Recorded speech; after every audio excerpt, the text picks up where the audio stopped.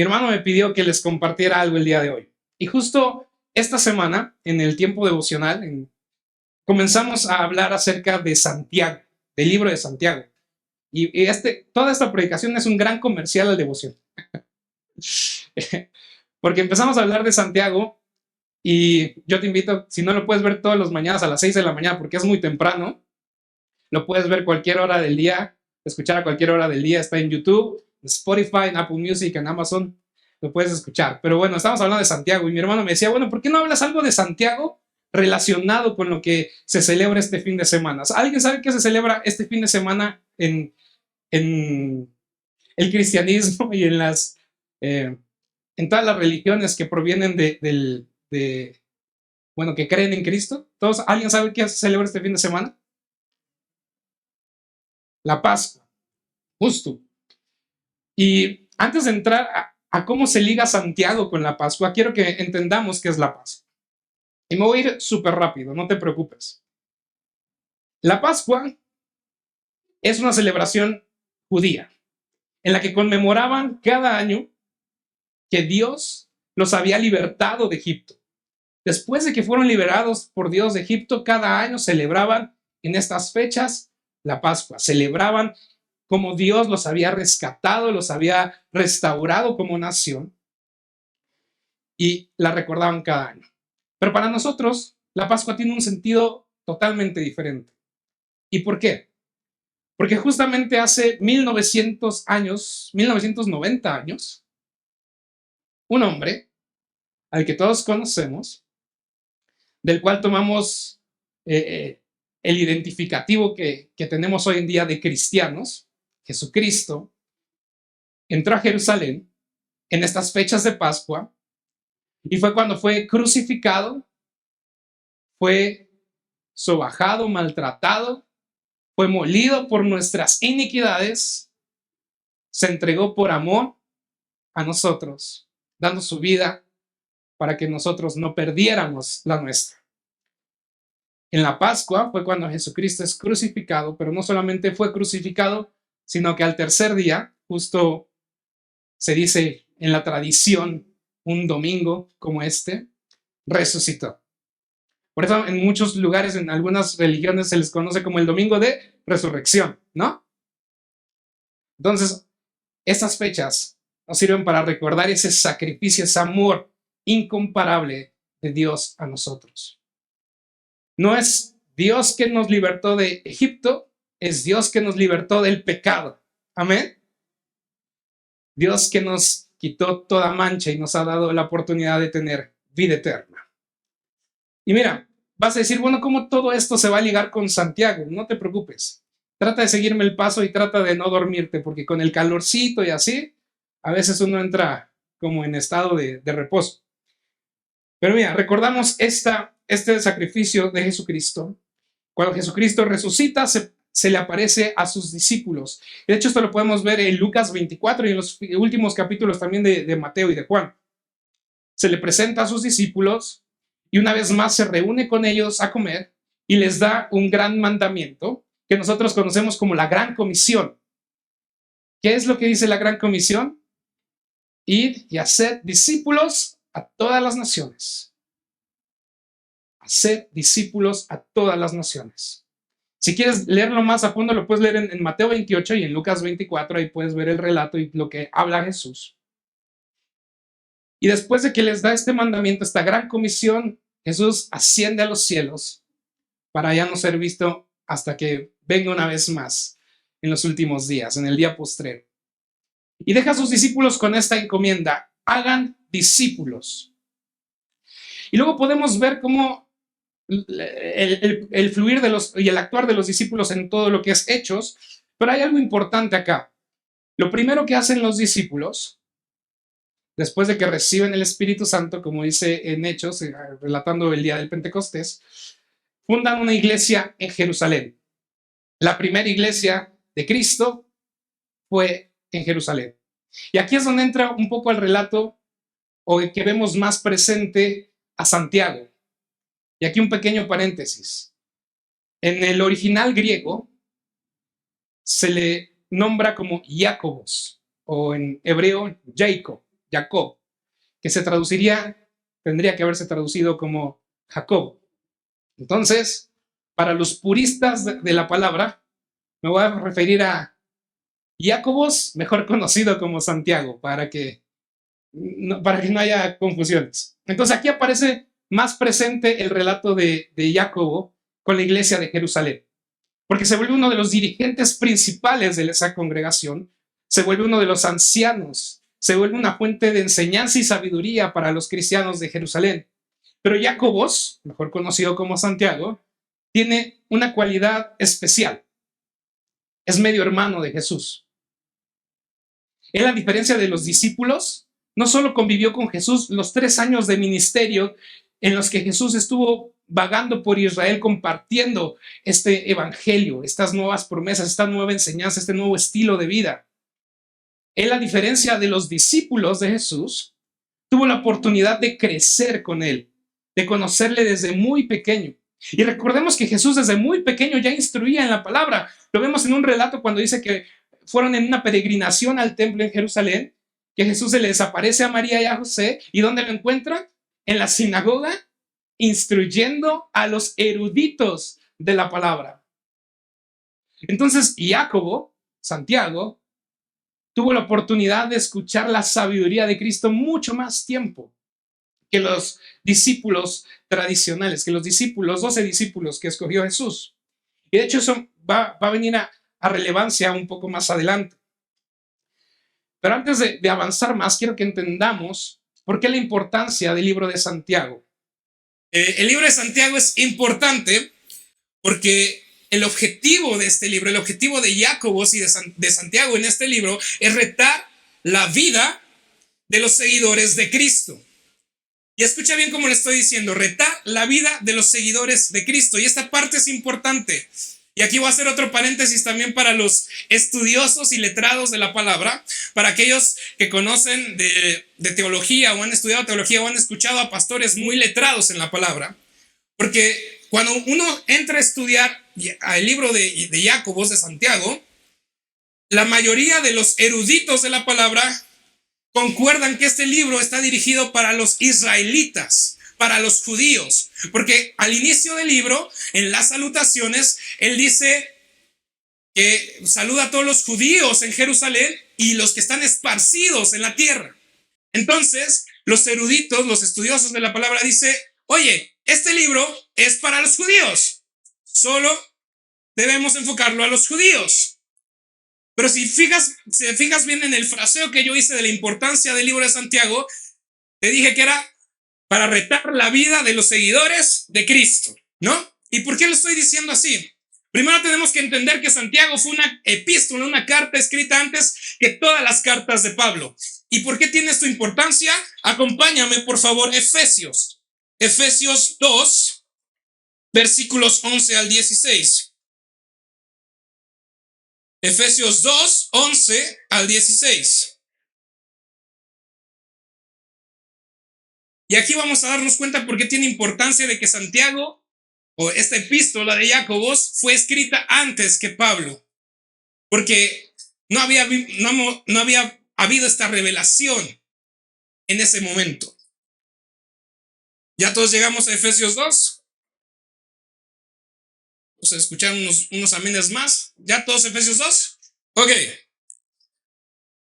Versículo 11. Por tanto, recuerden que en otro tiempo, ustedes los gentiles en la carne, que son llamados incircuncisos por la tal llamada circuncisión, hecha en la carne por manos humanas. Recuerden que en ese tiempo ustedes estaban separados de Cristo, excluidos de la ciudadanía de Israel, extraños a los pactos de la promesa, sin tener esperanza y sin Dios en el mundo. Pero ahora, en Cristo Jesús, ustedes que en otro tiempo estaban lejos han sido acercados por la sangre de Cristo. Amén. Porque él mismo es nuestra paz, y de ambos pueblos hizo. ¿Cuántos hizo? De ambos pueblos hizo uno, derribando la pared intermedia de la separación, poniendo fin a la enemistad de su carne, la ley de los mandamientos expresados en ordenanzas, para crear en él mismo de los dos un nuevo hombre, estableciendo así la paz, y para reconciliar con Dios a los dos en ¿cuántos cuerpos? ¿En cuántos cuerpos? En un cuerpo. Y dice, y continúa, por medio de la cruz, habiendo dado muerte en ella a la enemistad. Acá entonces está diciendo Pablo, ya no hay judíos y gentiles, ya todos somos un cuerpo. Y entendiendo esta revelación que el Espíritu Santo que Dios da a través de Pablo, y tomando en cuenta que la carta, la epístola de Jacobo, mejor conocida como Santiago, se escribió post el sacrificio de Jesús, se escribió post el sacrificio de Jesús, podemos entonces deducir que las enseñanzas, las promesas y los retos que Santiago pone, imparte, instruye, enseña en su carta, también son para nosotros. Amén. Ahora sí cierro ese paréntesis, para que nadie acá se me quede inconforme. Para aquellos que estudiosos de la palabra no me vengan a decir después, es que ¿por qué nos estás hablando de esto? Pero bueno, entendiendo por qué la importancia de Santiago, viene a retar la vida de los seguidores de Cristo. Y vemos que tiene dos influencias principales. La primera ya se las dije. ¿Cuál era la influencia de Santiago, de Jacobo? Jesús, su medio hermano, lo conoció mejor que muchos de sus discípulos. Y de hecho, Jacobo retoma una enseñanza muy particular de Jesús. Una enseñanza que habla acerca de la vida en el reino. Básicamente, el Christianity 101. ¿Cómo ser cristiano? Los elementos básicos de la cristiandad, que nosotros también conocemos como el Sermón del Monte.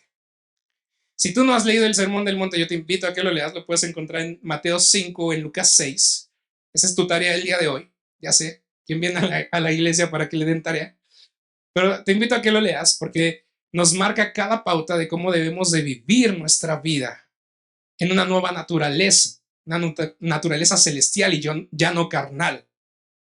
Y bueno, este es como parte de lo que toma Jacobo, Santiago, para apuntar en su carta e instruir a la iglesia.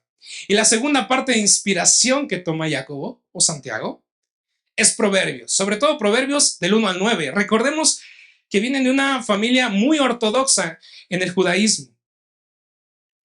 José era un hombre que conocía de las leyes y la palabra del Señor hasta ese entonces y que instruía a sus hijos en la misma.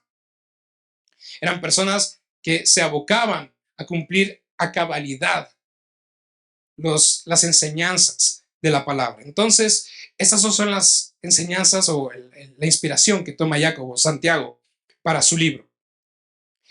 Y te voy a comentar de dos enseñanzas principales antes de continuar, que hablamos esta semana en el devocional, insisto. Te invito a que te unas, está muy padre el devocional de Santiago, no porque lo dé yo, ¿verdad? Pero está muy interesante. La primera enseñanza en el capítulo 2 es acerca de el amor y eso fue la palabra, del favoritismo. De hecho, le llama hasta el pecado del favoritismo. Pero nos enseña cómo tenemos esta costumbre de acercarnos y favorecer, valga la redundancia, a las personas que pueden darnos algo. Y desestimamos a aquellas personas de las cuales no podemos obtener un beneficio. Normalmente son personas menos afortunadas que nosotros. Y nos instruye, nos enseña Jacobo, Santiago, de que el vivir de esta manera muestra que estamos viviendo contrarios a la fe que decimos profesar. Una vez más, retándonos que no sigamos viviendo conforme a nuestro entendimiento, sino genuinamente viviendo, actuando conforme a los principios que Cristo nos ha mostrado, nos ha enseñado. Y de hecho, acompáñame ahí a Mateo 5:46. Porque es justo en esta enseñanza en la que se basa Jacobos, mejor conocido como Santiago, para decirnos, hey, cuando tú tienes favoritismo por las personas, cuando tú tratas mejor a las personas que te pueden ayudar y no así a las personas que a lo mejor son menos afortunadas que tú, no estás viviendo la fe que Cristo quiere que vivas. Mateo 5:46-48. Y acá está hablando Jesús, les dice, porque si ustedes aman a los que les ama, ¿qué recompensa tienen? ¿No hacen también lo mismo los recaudadores de impuestos? Y si saludan solemnemente a sus hermanos, porque hacen más que otros? ¿No hacen también lo mismo los gentiles? Por tanto, sean ustedes perfectos como su Padre Celestial es perfecto. Y quiero que te quedes con esta palabra de perfecto. Y te voy a decir el griego de esta palabra, que es teleios. Y quiero que te quedes con esta palabra en tu mente por un momento. Teleios. A ver, dile al que está a tu lado, teleios.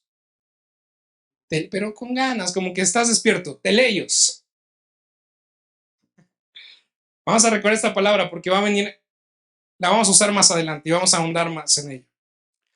Dice, sé perfecto como tu Padre es perfecto, ama a quienes no piensan como tú, aquellos que no son tus amigos, aquellos que inclusive obran en tu contra. Ámalos.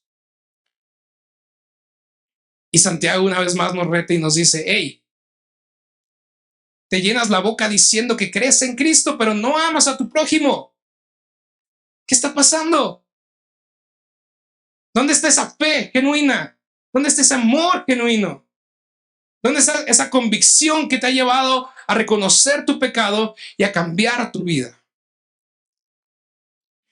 Por eso es tan importante leer la carta de Santiago, por eso es tan importante hacerla parte de nuestra enseñanza, doctrina y de nuestra vida. Y luego tenemos otra enseñanza, ahí mismo en el capítulo 2, acerca de cómo debe lucir, si lo podemos decir así, la fe. De cómo debemos, de cómo nuestro carácter, nuestras palabras, nuestras acciones muestran lo que genuinamente hay en nuestro corazón. Una vez más, haciendo referencia a lo que decía antes de amar a tu prójimo. Pero a lo largo de Santiago vemos otros ejemplos como, y nos reta y nos dice, ¿cómo es posible que con la misma boca que usas para insultar y dañar a las personas que están a tu alrededor, y lo estoy parafraseando muy generalmente, ¿cómo es posible que cuando tú estás haciendo eso con tu boca, después pretendas acercarte y adorar a Dios con esos mismos labios? Jesús lo planteaba de otra manera, de una fuente no puede surgir agua dulce y agua salada. Porque de la abundancia del corazón, ¿qué dice? Habla la boca. Y ya como se empieza a retarnos de esta manera y empieza a hablarnos y decirnos, a ver, despierta, despierta tú que te dices seguidor de Cristo. Porque el seguir a Cristo, el ser genuinamente cristiano, el recordar su sacrificio cada Pascua, el recordar su amor incomparable, el recordar su perdón, el recordar su gracia, va más allá de sentirnos salvos, de creernos santos, puros, sin mancha. El recordar genuinamente el sacrificio de Cristo va más allá de la Santa Cena que tenemos cada mes, cada 2 meses. Y de hecho, cuando tenemos la Santa Cena, hay una advertencia por ahí, ¿no? En el texto bíblico que leemos. Si alguno, ¿qué dice? Comiera o bebiera indignamente, la sangre, el sufrir, el cuerpo de Cristo, la vida de Cristo le sea demandada. El ser genuinamente cristianos, el recordar en estas fechas ese amor incomparable, tiene que ir más allá de solamente venir los domingos, de solamente estar en tu grupo de red, de solamente tener tu sede, solamente leer la Biblia una que otra vez a la semana. Y eso es a lo que nos invita Santiago, nos reta Santiago, nos dice, sean hacedores de la palabra, no solo oidores de la palabra.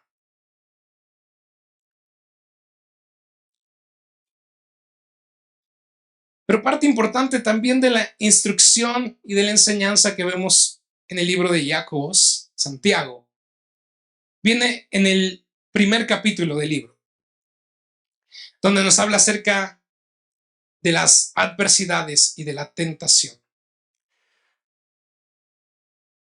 Nos dice que en la vida de todo creyente en Cristo, de todo seguidor de Cristo, es inevitable. Inevitable. Dile a quien está a tu lado, inevitable. Dile, es inevitable. O díselo fuerte, es inevitable que haya tentación. En la vida de un cristiano es inevitable que haya tentación y que haya prueba.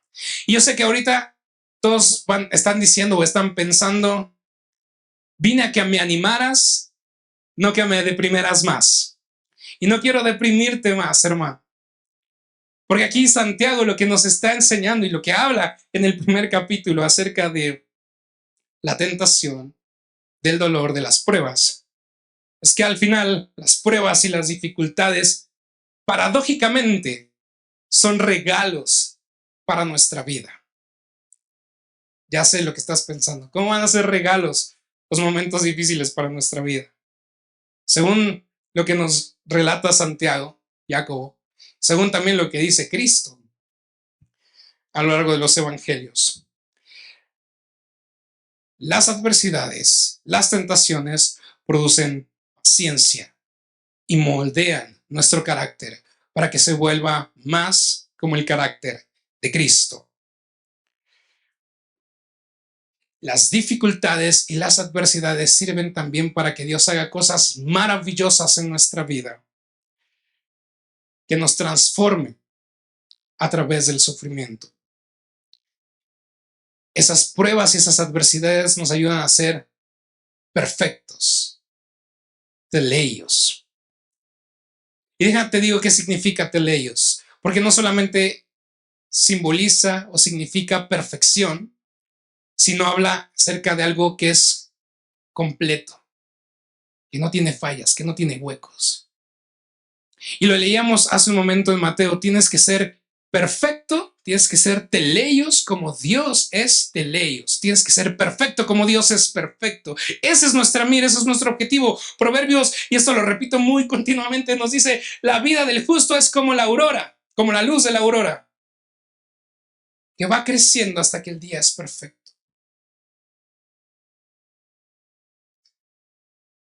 Nuestro reto como cristianos debe ser que cada día podamos ver cómo nuestra vida va avanzando, va creciendo, va cambiando. Y no es igual que la que era ayer, que no es igual a la que era hace 1 año, 2 años. Porque tenemos que ser perfeccionados.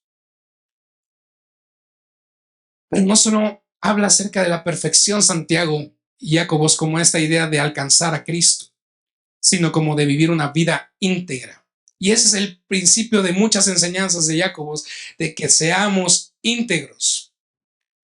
De que no digamos, como los fariseos decían, creer en Dios, pero que sus acciones mostraban que estaban lejos de Él.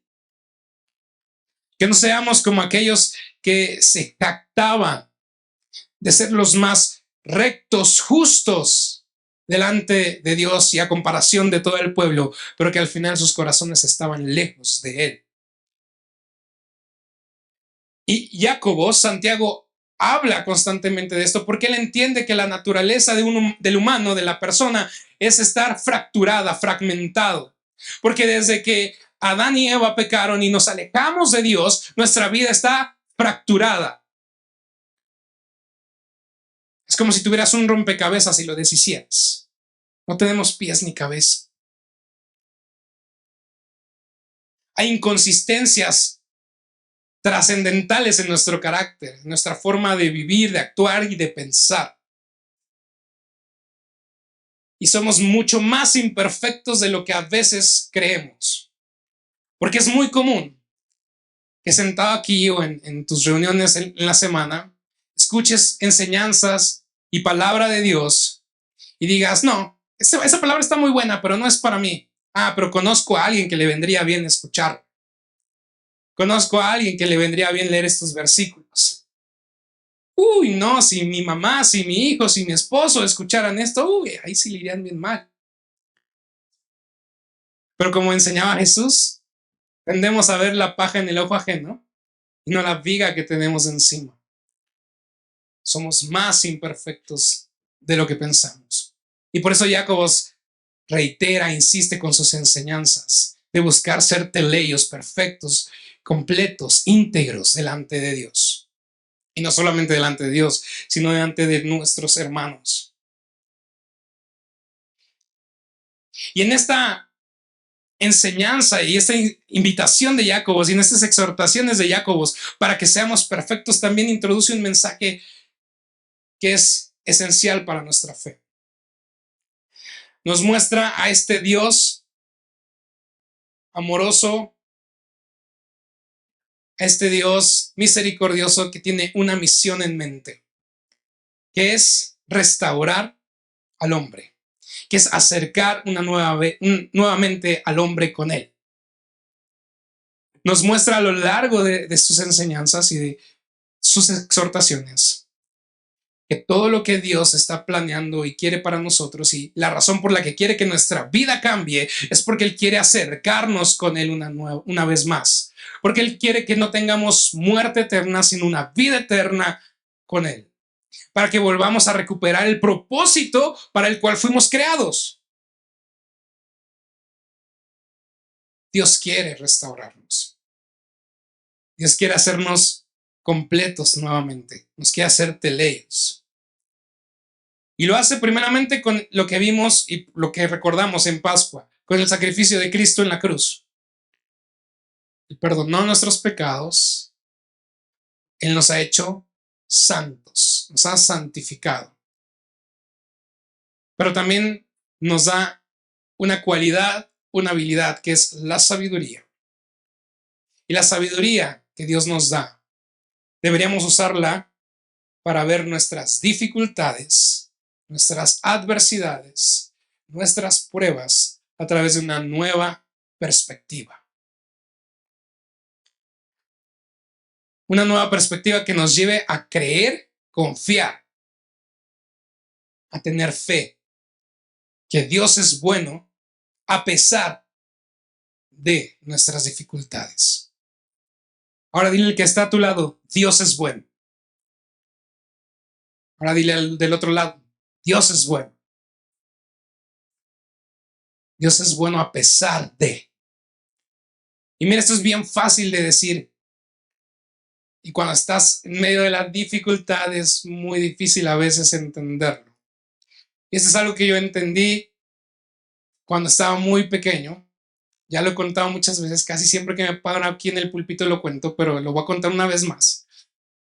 Cuando tenía cerca de 8 años, mi mamá le detectaron esclerosis múltiple y estaba a meses de morir, según los médicos. Y yo me acuerdo un día antes de irme a la escuela, porque yo era el último en salir, que mi mamá estaba sentada escuchando alabanzas y me acerqué y le dije, mamá, ¿por qué si dices que Dios es bueno y que Dios me ama, me quiere dejar sin mamá? 8 años. Y mamá me dijo, pase lo que pase, Dios te ama. Pase lo que pase, Dios es bueno. Y cuando eres un niño de 8 años, te cuesta mucho trabajo entender eso, viendo que tu mamá no se puede ni mover. Y verla sufrir y agonizar. Y recuerdo que me senté con ella, la abracé y lloré.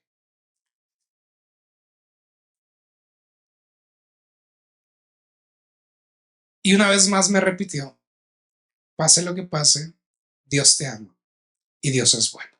Nunca lo olvides. Y gracias a Dios, ustedes saben el desenlace, Dios sana a mi madre. Hoy la hemos tenido 20 y pico años más de lo esperado y esperamos que siga muchos años más. Y yo entendí, y cada vez que pasan situaciones difíciles, me repito a mí mismo, porque a veces yo también llego a dudar de nuevo, y me repito a mí mismo, pase lo que pase, Dios es bueno.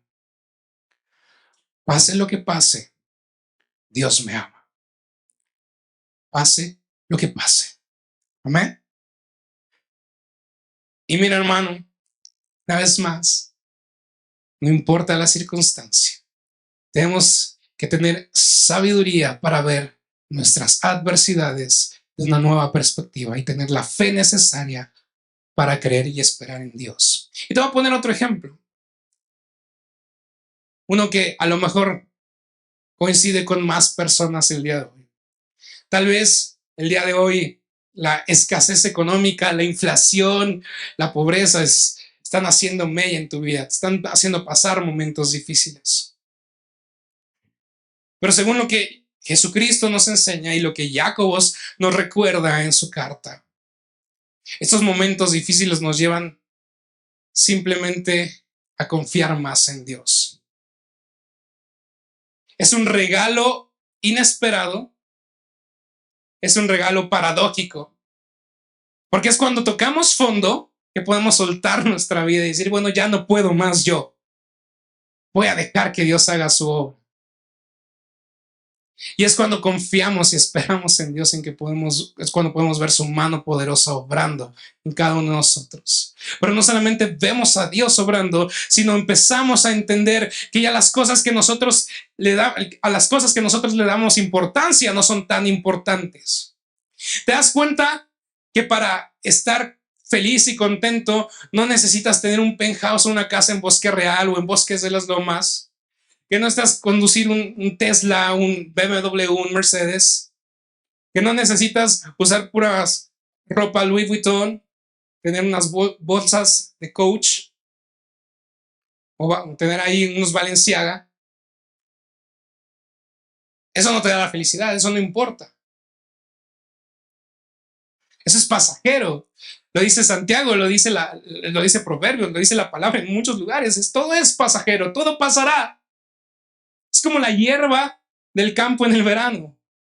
Todo pasará. Eso no determina tu felicidad, eso no determina que seas completo, que estés perfecto, que estés bien. ¿Cuántas personas que lo tienen todo terminan suicidándose porque se sienten vacíos? Porque se sienten tristes, porque se sienten solos. Si Dios con nosotros, ¿quién contra nosotros? Si Dios nos ama, ¿qué más necesitamos? Si Dios está con nosotros, nos sustenta, nos redime, nos ama, ¿qué más necesitamos? El mismo Jesús enseñaba cuando habla en Mateo, creo que también es Mateo 5, acerca de buscar primeramente el reino de Dios y su justicia. Dice, no te afanes por las cosas del mundo. Eso lo hacen los incrédulos. Por el qué vestiré, qué comeré, dónde viviré. Dios proveerá todo lo que necesites. Dejemos de darle importancia a cosas que son irrelevantes. Enfoquémonos en ver cómo nuestras dificultades son estos regalos que Dios nos da para despertar, para salir del trance en el que el mundo nos ha puesto, en el que la sociedad nos ha guiado, de creer que necesitamos muchas cosas para poder ser felices y sentirnos completos y sentirnos realizados. Lo único que necesitamos es a Cristo. Y no solo como Salvador, sino como un ejemplo a seguir. Porque de eso se trata el seguir a Cristo, el creer en Cristo, el imitarle en todo.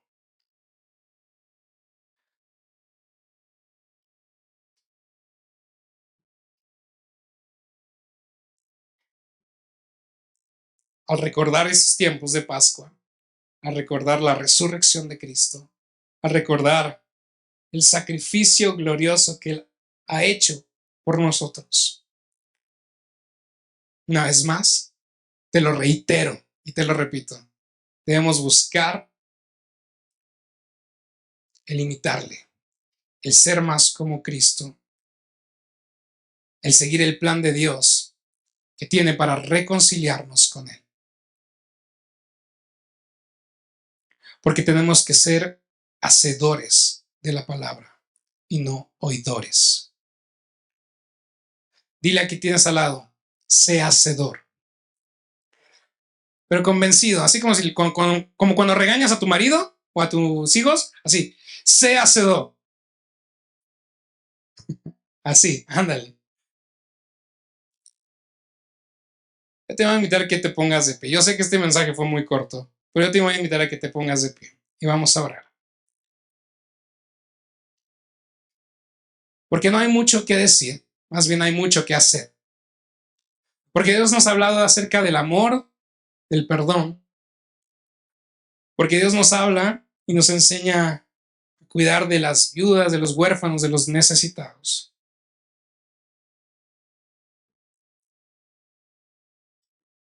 Y a veces nos encerramos en nuestra burbuja y no vemos lo que hay a nuestro alrededor. Ignoramos el dolor de las personas que están a nuestro alrededor, bajo la redundancia. Tenemos una vida en la que no mostramos al Cristo que conocimos. ¿Cuántas personas de tu familia o conocidos, a lo mejor de tu trabajo, de tu escuela, no quieren saber nada de Dios, nada de Cristo? Porque alguien que se dijo cristiano le señaló, le juzgó, le condenó. Porque alguien que se dijo a lo mejor cristiano, en lugar de perdonarle, buscó venganza. ¿Cuántas de las personas que están a tu alrededor hoy tienen una noción equivocada de Cristo? Tal vez no por tu culpa, pero por culpa de alguien que se dijo conocer de Cristo.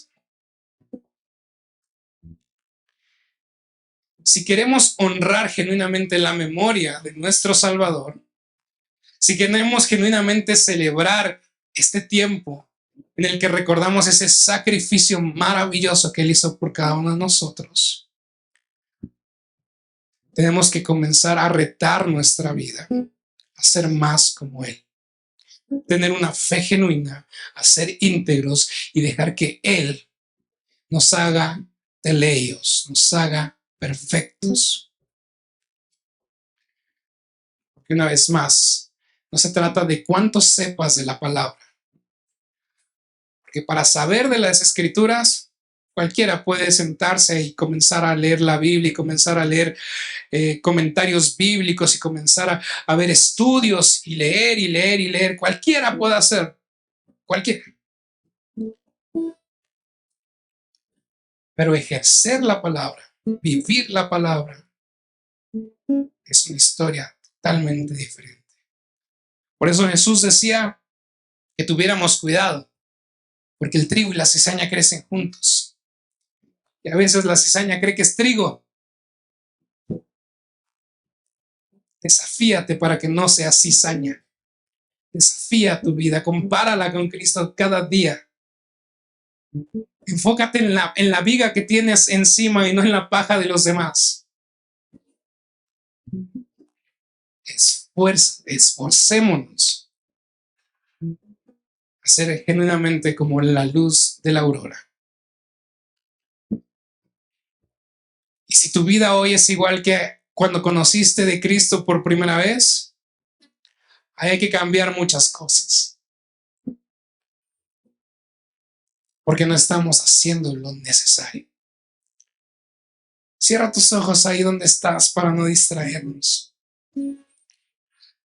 Padre bendito, en esta mañana te doy primeramente gracias por el sacrificio que hiciste por nosotros. Gracias porque diste a tu unigénito Hijo para morir por cada uno de nosotros, para que pudiéramos tener perdón de pecados, para que pudiéramos ser restaurados, reconciliados contigo, para que pudiéramos tener la oportunidad, Señor, de tener una eternidad diferente, una vida diferente, Dios. Gracias, Padre, por ese amor que nos has mostrado y nos das día a día. Señor, en este tiempo en el que recordamos ese maravilloso sacrificio y ese amor inagotable, venimos a clamar porque nos ayudes a mostrar ese mismo amor, esa misma gracia, ese mismo perdón. Que nos ayudes a ser genuinos discípulos e imitadores tuyos.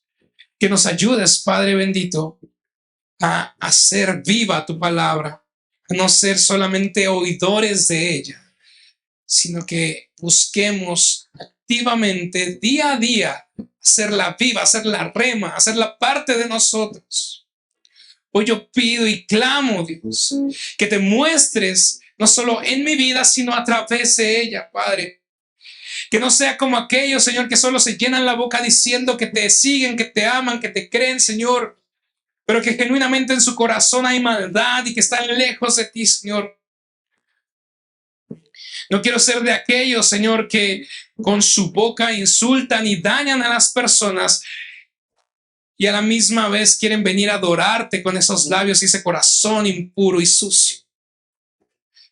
Quiero que todo mi ser, mi mente, mi cuerpo, mis acciones, mis sentimientos, mis deseos, Señor, sean guiados por ti. Y busquen, Señor, glorificarte. Y busquen, Señor, testificarte. Y busquen, Señor, el hacer tu voluntad. Y busquen, Señor, el ser restaurados por ti, el ser guiados por ti, el que muestren que provienen de alguien que es o que está en camino de ser teleios, perfecto como tú lo eres. Hoy nos ponemos en tus manos, Dios, para que cambies y sigas moldeando nuestras vidas a tu imagen, a tu semejanza, a tu voluntad, Dios. Hoy suelto las riendas de mi vida, Dios, y las pongo en ti, en tus manos. Porque como decía Pablo, ya no quiero vivir más yo, sino que Cristo viva en mí. Y que todo lo que viva en esta carne, en este cuerpo, lo viva en la fe de Cristo Jesús. Hoy, Señor, nuestro clamor y nuestro deseo es no solamente recordarte en nuestros pensamientos, sino mostrar cómo recordamos tu sacrificio y tu amor cada día con nuestras acciones, con nuestra actitud, con nuestra fe. Hoy clamo por más de ti en nuestra vida, por más hambre y sed de ti, de tu palabra. Que día a día necesitemos más y más de ti, Dios. Que cada día, Señor, anhelemos buscarte más, conocerte mejor. Para de esa manera también poder mejorarnos. Me clamo por todo esto, Dios. En el nombre que es sobre todo nombre. En el nombre de tu Hijo amado, Cristo Jesús. Amén. Amén. Y amén. ¿Cuántos podemos darle un fuerte aplauso a ese Dios glorioso? Amén. Y bueno, no podemos seguir sin preguntar si alguien nos visita por primera vez. ¿Hay alguien que nos visite por primera vez? ¿No? Todos somos de casa. Ok. Segunda tarea del día de hoy. Próxima semana invita a una persona, aunque sea. Nos dio la comisión de ir a ser discípulos, pero si no traemos a gente nueva, ¿cómo vamos a ser discípulos? Entonces ya tienes dos tareas. ¿Cuál era la primera? ¿Se acuerdan? Leer el Sermón del Monte. Mateo 5, Lucas 6. La segunda, trae un invitado la próxima semana. Y ahora sí, vamos a orar por nuestros diezmos y ofrendas. Si alguien necesita un sobre, levante su mano. Ahorita mi hermanita Mayo nos va a ayudar. Si alguien más nos ayuda a repartirlos, levanta tu mano ahí para que te den un sobre. Vamos a tomar nuestros diezmos y nuestras ofrendas y vamos a orar por cada una de ellas. Padre bendito, en esta mañana te damos gracias por la provisión que nos das, por la fuerza y la sabiduría que nos das para realizar nuestra labor día a día. Gracias, Padre bendito, porque tú abres las puertas de los cielos, nos bendices, Señor, porque nos provees, porque no falta alimento en nuestra mesa, Dios. Hoy, Padre bendito, en gratitud, en fe, en confianza, en devoción, venimos a entregar estos diezmos y estas ofrendas, Dios, que simplemente es gratitud, obediencia a tu palabra. Hoy, Padre bendito, clamo también por cada uno de mis hermanos y hermanas, diezmadores y ofrendadores alegres, Señor, que vienen a traer estos diezmos y ofrendas al Alfolí. Hoy yo clamo porque les sigas bendiciendo, porque les sigas dando sabiduría y fuerza, porque sigas abriendo la ventana en los cielos para que las bendiciones sobren y abunden en sus vidas. Hoy clamo también para que des sabiduría a los administradores de estos recursos, Señor, para que se usen de la mejor manera y sigamos engrandeciendo tu reino, Padre. Yo te pido todo esto en el nombre de Cristo Jesús. Amén, amén y amén.